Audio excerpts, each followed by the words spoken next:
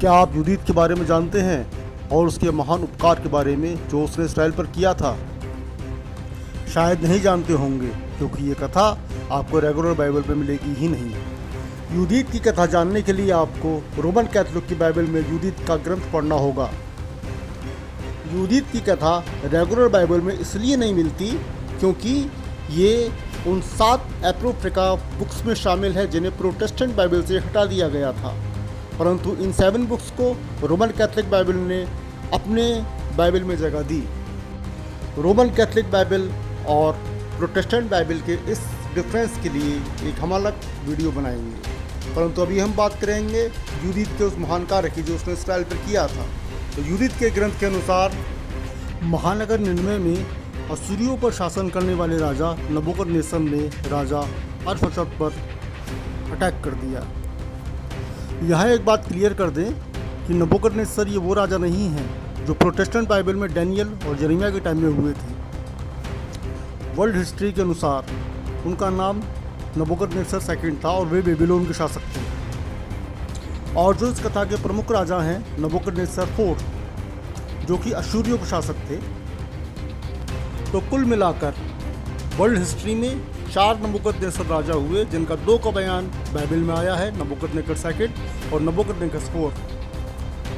तो यूदीत के ग्रंथ के अनुसार सम्राट नबूकदनेस्सर ने आसपास के सभी राजाओं को यह संदेश भेजा कि वे राजा अरफक्षद के खिलाफ युद्ध में उनका साथ दें, परंतु उनके पड़ोसी राजाओं ने उनके संदेश पर कोई विशेष ध्यान नहीं दिया। तब नबूकदनेस्सर ने अपनी ही सेना के साथ राजा अरफक्षद के खिलाफ युद्ध लड़ा और विजयी हुआ। युद्ध जीतने के पश्चात सम्राट नबूकदनेस्सर ने अपने राजमहल में उन सभी राजाओं से बदला लेने के लिए चर्चा की जिन्होंने युद्ध में उसका साथ नहीं दिया था, और अपने प्रधान सेनापति होलोफर्नीस को उसने बुलवाया और उसे आदेश दिया कि वे उन सभी राजाओं पर आक्रमण कर दे जिन्होंने उसके आदेश की अवहेलना की थी। और सम्राट के आदेश के अनुसार होलोफर्नीस ने उन सभी राजाओं पर आक्रमण कर दिया जिन्होंने उसके राजा की आदेश की अवहेलना की थी, और धीरे धीरे करके उसने सभी राजाओं को परास्त कर दिया। और जब यहूदिया में रहने वाले इसराइल ने सुना कि नबूकदनेस्सर की सेना हमारी ओर बढ़ रही है तो वे बहुत भयभीत हुए, परंतु उन्होंने आत्मसमर्पण करने से इनकार कर दिया। और जब होलोफर्नीस ने यह सुना कि इसराइल देश अपने परमेश्वर का नाम लेकर उससे युद्ध करने को तैयार है तो वह बहुत क्रोधित हुआ। तब अहियोर, जो होलोफर्नीस की सेना में से ही था, उसने चेतावनी दी और कहा, यदि इस जाति में धर्म का वास है तो स्वयं ईश्वर इस जाति की रक्षा करते हैं, इनसे दूर रहने में ही भलाई है। यह सुनकर होलोफर्नीस बहुत ज़्यादा क्रोधित हुआ और अहियोर को उसने दंड दिया और उसे बंदी बनाकर इसराइल के बॉर्डर में ही फेंक दिया। जब इसराइल को पता चला तो उन्होंने अहियोर को बंधन मुक्त किया और अहियोर ने उन्हें पूरी बात बताई। सभी इसराइली परमेश्वर से प्रार्थना करने लगे और इसके साथ ही होलोफर्नीस की सेना ने इसराइल को चारों तरफ से घेर लिया। सेना देखते ही इसराइल पर निराशा छा गई और परमेश्वर ने इसराइल को दर्शन नहीं दिया था, और होलोफर्नीस की सेना ने इसराइल के सभी जल स्रोतों पर कब्जा कर लिया था और इसराइल पर जल संकट गहरा गया। तब इसराइल की प्रजा ने राजा उज्जियाह से बात की। तब इसराइल के राजा ने कहा, यदि परमेश्वर ने हमारा 5वें दिन तक साथ नहीं दिया तो हम 6वें दिन होलोफर्नीस की अधीनता स्वीकार कर लेंगे। इसी समय काल में यूदीत नाम की विधवा स्त्री उस नगर में रहती थी। उसके पति का नाम मनश्शे था, जिसकी मृत्यु हो चुकी थी। यूदीत सुडौल और अत्यंत सुंदर थी और बहुत धनी थी और हमेशा परमेश्वर पर श्रद्धावान बनी रहती थी। जब यूदीत ने सुना कि देश पर कितना बड़ा संकट आ गया है, तब उसने अपनी सेविका को नगर भेजकर नगराध्यक्ष को अपने घर बुलवाया और उनसे बात की। तब यूदीत ने इसराइल के राजा द्वारा लिए गए आत्मसमर्पण के फैसले की कड़ी निंदा की और यूदीत ने कहा, आज रात में अपनी सेविका के साथ देश के बाहर निकल जाऊंगी और 5 दिन की अवधि जो हमारे राजा ने दी है, उन 5 दिनों में परमेश्वर इसराइल का उद्धार जरूर करेंगे। तब यूदीत अपने घर के भीतर गई और वे सभी कपड़े और श्रृंगार किए जो वह तब करती थी जब उसका पति जीवित था। और वह अपनी सेविका के साथ शहर के बाहर बॉर्डर की ओर चल दी और वहां उपस्थित राजा उज्जया और उसके सभी अधिकारी युधित को देखकर आश्चर्यचकित हो गए और युधित के आग्रह पर उन्होंने फाटक को खोल दिया जिससे कि वो इस्राएल देश की सीमा से बाहर निकल सके।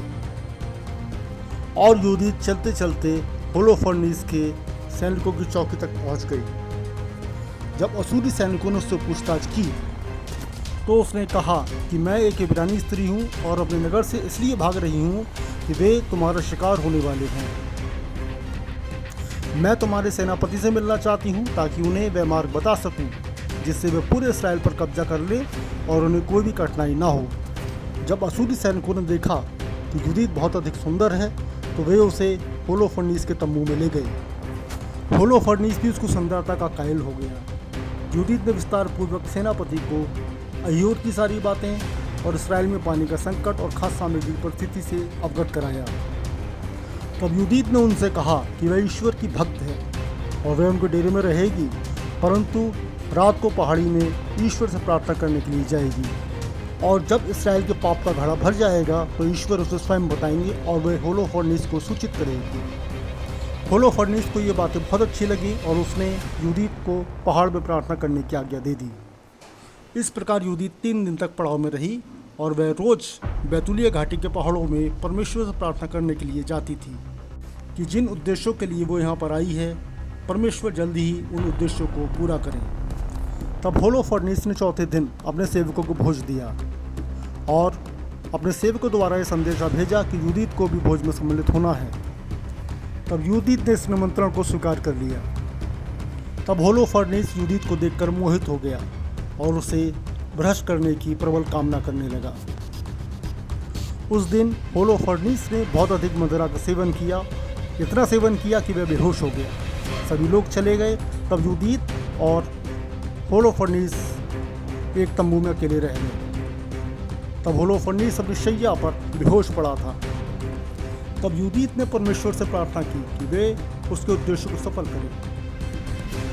तब युधित ने होलोफर्नेस की शैया के किनारे रखी तलवार उठा ली और बेहोश होलोफर्नेस की गर्दन पर 2 बार प्रहार किया और उसका सर धड़ से अलग कर दिया। तब युधित होलोफर्नेस का सर लेकर बाहर निकली और अपनी सेविका को दे दिया और वे दोनों उसके सर को लेकर उनके डेरे से बाहर निकल गई।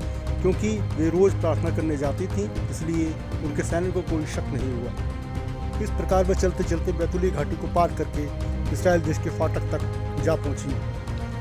जब इस्राएल देश के फाटक खोले गए तो युधित ने वो सर दिखाया और पूरे इस्राएल में खुशी की लहर दौड़ गई और युधित का एक नायिका के समान स्वागत हुआ और युधित की ही सलाह पर उसके सर को इस्राएल के फाटक पर टांग दिया गया।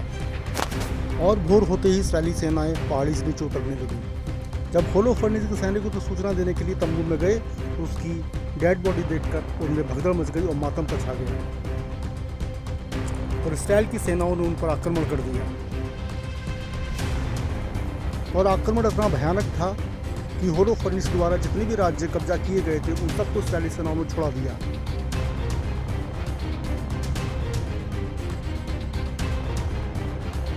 और इसी के साथ युधित इस्राएल में एक नायिका के समान हो गई और उसका हमेशा एक नायिका के समान सम्मान हुआ। और जब उसकी मृत्यु हुई तो इस्राएल ने उसका कई दिनों तक शोक मनाया। उसकी कहानियाँ आज तक वहाँ अमर हैं। अगर आपको ये कहानी अच्छी लगी हो तो आप मुझे फॉलो कर सकते हैं फेसबुक पर, इंस्टाग्राम पर और यूट्यूब पर सब्सक्राइब कर सकते हैं, क्योंकि इसी टाइप की वीडियो हम बनाते रहते हैं।